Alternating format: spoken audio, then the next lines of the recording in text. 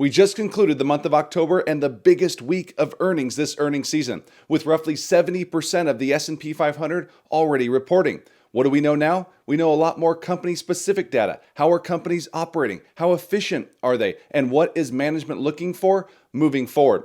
Add all of this in with a lot of economic data. And it is key as an investor to combine these earnings reports with all the economic data that we've been getting, which, to be honest with you, hasn't looked all that rosy. But with that being said, are we headed towards a stock market crash? Well, in today's video, we're going to dive into a lot of those economic reports. So if you haven't been staying up with the market, we're going to be covering some of those key data points and go through a few earnings reports that we've got in the past few weeks. So are we headed towards a stock market crash? We're going to figure that out today. So do me a huge favor, click that like button down below, subscribe to the channel, and let's jump into it.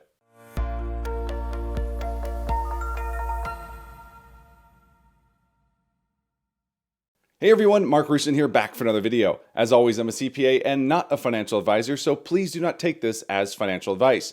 And before we begin, I would like to thank today's video sponsor, which is Dividend Wealth. Dividend Wealth is a great platform for investors that are looking to take over their own investing. And if you're constantly looking to keep up with your portfolio and search for new investing ideas, Dividend Wealth is a great platform. Let me show you around the platform really quick. When you first log on, you will see multiple lists that could assist you in finding a particular stock you would potentially like to add to your portfolio. Looking for higher yielding stocks to boost your portfolio income? There's a list for that. Focus more on dividend growth? You can find a list for that and many more.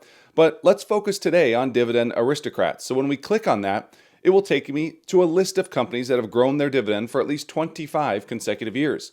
From there, I will filter the list by the fastest growing, that is, in terms of dividend growth, where I see a company like Johnson & Johnson towards the top, a stock that is within my personal portfolio. When we click on J&J, we get a bunch of information as it pertains to the dividend yield, the payout ratio, dividend growth over the years, and a number of financial metrics like earnings per share growth, free cash flow metrics, and much more. Right now, for a limited time, Dividend Wealth is lowering its prices down to $7.99 or $79.99 for an annual subscription.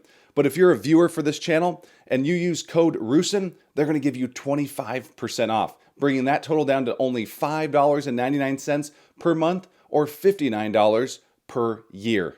And the best part of all of it is you can try the platform out completely free using the link down in the description below. All right, let's jump back into our video, taking a look at both economic data and a ton of earnings reports just in the past few weeks alone. We've heard from the likes of Alphabet, Microsoft, Meta Platforms, Amazon, Apple, AMD, McDonald's, AbbVie, and many, many more. So while we will definitely look into some of these earnings highlights, let's begin by taking a closer look at some of the economic data that has come across over the past few weeks. Let's first begin by taking a look at data from existing home sales, which is the sale of homes that have been owned. So these are not brand new homes by any means. As you can see, existing home sales came in at 3.84 million. That was below expectations and below the prior month. Existing home sales month over month actually declined when economists were actually looking for a 0.5% improvement. The median home price currently sits at $404.5 thousand, up 3% year over year. When it comes to the average 30-year mortgage, we are again seeing those creep higher to above 7%. We saw those get down close to 6% when the Fed started cutting rates back in September, but with the uptick in the 10-year Treasury, we again are seeing the 30-year mortgage follow suit. Now let's turn our attention to new home sales, which is something that has been pretty decent, a trend I really like heading into 2025. So new home sales for the month came in at 738,000, well above economists' estimates of 720,000 and well above the prior month of 709,000. New home sales month over month increased 4.1%, blowing away expectations, and the median selling price is at 426,000. So that's a quick look at housing. Now let's turn our attention over to the job market.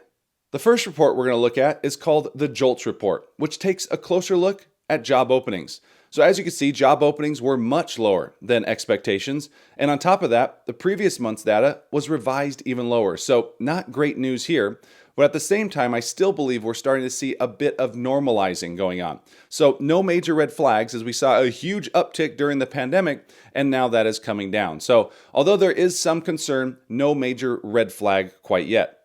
Now let's turn our attention to jobless claims, where I don't like to focus as much on the week to week, but more on the continuing claims, which I believe is a better gauge, and also the 4-week average, which both continue to rise.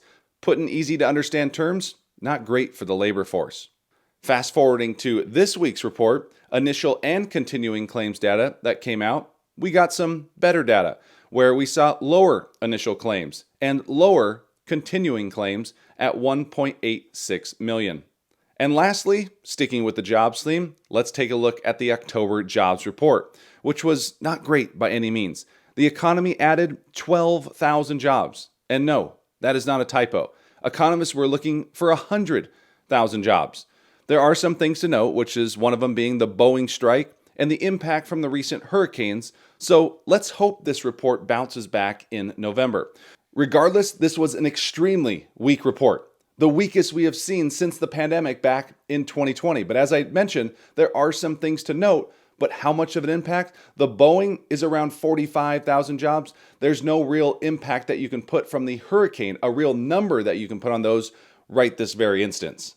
But on top of that, something that's also noted in the footnotes and doesn't get a lot of headline is the fact that the past 2 months jobs report were both revised. And which direction do you think those were revised? Lower. The government told you they added X amount of jobs. Well, in reality, once they update those numbers and get more realistic numbers, they came in lower than anticipated for the past 2 months. And if you recall, for 2023, they had overestimated by nearly 1 million jobs. Something to keep in mind when you see these jobs reports. In terms of the unemployment rate, that did hold firm at 4.1%, which was in line with expectations and in line with the prior month as well. So that was something that was good to see. So overall, when it comes to the labor force, by no means do I think it's going to fall off into the abyss. And it's definitely not roaring higher. We have seen a bit of a seesaw from the pandemic where unemployment shot sky high. And now things have settled down really low as people got their jobs back. And now we're starting to see it creep back up into that normal 4% period. So all of this is exactly what the Federal Reserve was hoping for. They were hoping to slow economic activity without tragically impacting the economy and letting the labor force fall into the abyss, as I was mentioning. And you have to say they've done a decent job at it so far. Now, do I agree with the 50 basis point cut? No, not really. But that's what we got. And in the week to come, we get another Fed meeting and another Fed decision on rates. So that's the economy. Now let's take a look at a few of these earnings reports. Let's begin with Alphabet, which was one of the first Mag 7 stocks to report and a top holding within my portfolio. The company had a dynamite quarter where they beat on both the top and bottom lines. As you can see here in our one page, revenues grew 15%, earnings grew 37%. Google search remained strong despite all the talk around ChatGPT. Cloud was a big winner, growing revenues by 35%, and there was no guidance given by Alphabet. In terms of valuation, the company had been the cheapest of the Mag 7 stocks, and a stock I mentioned at nibbling before earnings in a prior video. Now let's turn our attention to a large industrial play, which is Caterpillar, stock ticker CAT. CAT is a company that is quite cyclical and needs both economic spending, economic growth, and economic expansion to perform quite well. It's a global company, and when you look at their earnings, they weren't all that great. A miss on earnings estimates, a miss on revenue. Revenues fell 4%, earnings fell 6%, operating cash flow fell 3%. They decreased, albeit slightly, their prior guidance on the revenue side. In terms of analyst expectations, looking out next year, they only expect the company to grow their earnings per share by only 1.5%. So not great on that front. You're paying a lot for a little. If you like these visuals, we give these out to all of our premium subscribers to the Stock Investor's Edge, where right now during this earnings season, for a limited time, we are giving 30% off for the next 15 signups. And on top of these visuals, you get earnings recaps. You get access to my portfolio, trade alerts, stock deep dives, subscriber-only calls, and much more. Grab that discount down in the description below. All right, now let's move our attention to Microsoft, where the company beat on both the top and bottom lines, where revenues grew 16%, earnings grew 10%, and that cloud segment grew 20%. There was a lot to like in this Microsoft earnings report, but the first quarter guidance was a little light. But there was some commentary that growth would accelerate in the back half. However, Microsoft shares did pull back roughly 6% after reporting, making things look a little more interesting from a valuation perspective, but not yet a spot I'm looking to buy. So instead of buying here, I decided to take an option play. I sold a $375 put option, meaning I would be happy to buy Microsoft at $375 if it in fact fell below that mark. Now it didn't, it actually bounced higher the following day, which means my option play became that much more profitable, in which I cashed out of completely. So again, when it came to earnings reports this week, we saw a lot in technology and we saw a lot in healthcare. One of the main focal points I'll have moving forward through this earnings season is going to be on some of these big retail plays, because that'll give us some true access into the state of the consumer. And the week ahead is even bigger, as we have even more earnings reports. We have a presidential election and we have a Fed meeting on top of all of that. So buckle up your seats. Do I believe a stock market crash is coming? The economy is not great. Some of these companies are giving us guidance and lowering guidance to taper down some expectations. Do I think red flags need to be flying everywhere? No, absolutely. But at the same time, something to be upbeat on is the fact that we are entering into the most bullish 6-month period historically from a seasonality perspective. This next 6-month period is historically the best 6-month period for the stock market, with gains averaging around 7.1% and stocks being higher 77% of the time from November through April. So look for opportunities and continue to stay invested. I say it often, I prefer time in the market rather than trying to time the market.